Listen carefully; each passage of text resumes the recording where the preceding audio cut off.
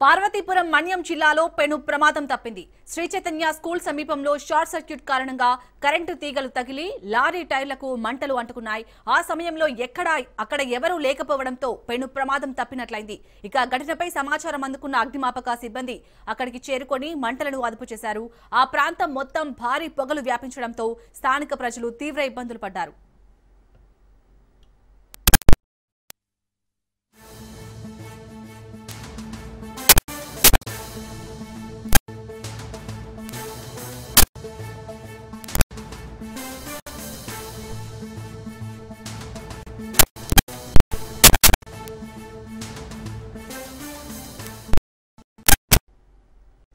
పార్వతీపురం మన్యం జిల్లాలో పెను ప్రమాదం తప్పింది.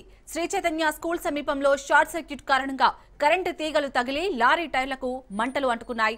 ఆ సమయంలో అక్కడ ఎవరూ లేకపోవడంతో పెను ప్రమాదం తప్పినట్లయింది.